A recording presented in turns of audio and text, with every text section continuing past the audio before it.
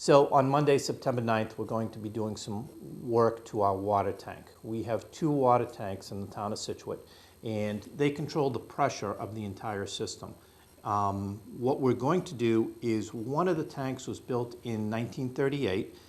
That's the one on Mann Lot Road. It's got a capacity of 1 million gallons, so it holds 1 million gallons of water. We're also replacing the water line on Mann Lot Road. What we have to do is replace the valve systems that hold back all that water. Those valves were installed in 1938. So before we go in and construct the pipe in Mann Lot Road, we have to actually get control of it so that we don't lose the water in the water tank. So underneath the water tower is a pipe. The pipe goes out to the road, and then it goes to houses. It feeds houses. The water goes down Mann Lot, and it feeds all the way into the Minot area. It feeds down Country Way. It feeds a lot of North Scituate, as well as all the way out to 3A. Along the pipe is a gate valve. That gate valve can be turned on and off. So if there ever was a leak or a pipe broke or anything to that effect, we could go in there and turn the gate off to prevent losing all that water. The valve was put in probably 1938, somewhere in that vicinity, we believe. We've tried to exercise it. It is not working properly. We don't trust it, and we are afraid if we did exercise it, the valve could break or blow out. What we're worried about is, if the contractor's putting a new water line in on Mann Lot Road, that there's always a potential that one of those lines could be hit or damaged.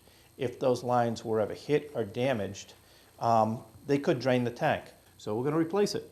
So we're going to send a diver down.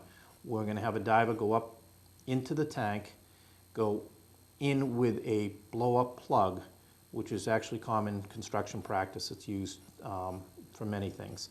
And we'll put the plug inside the tank. The valve will be cut out when we put the plug in the bottom of the tank. We will then go in and cut that gate valve out, because we'll be comfortable enough that the water will not come out of the tank at that time, once that's secure. Then what we're going to do is we're going to reconnect it with a pipe and a new 16-inch gate. That way we'll be able to control the water as it comes in and out of that tank.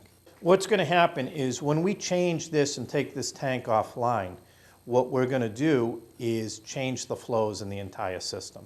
When we change the flows in the entire system, we have the potential of having problems with sediment.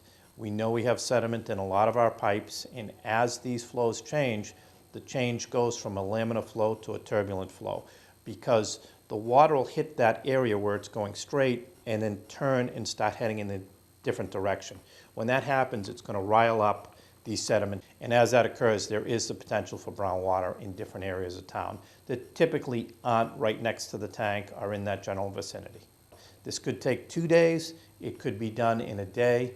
We're hoping for the best case scenario is that everything's done, within 1 day, but it could go as long as 3 days. If we have problems getting the plug in or getting the diver in, it should be a similar situation, we hope, as if there was a fire or a water break where people get brown water. They run their outdoor hoses for a while, or outdoor spigots, get the material out of the system, and the material settles down. We're hoping it's not worse, but this is work we have to do.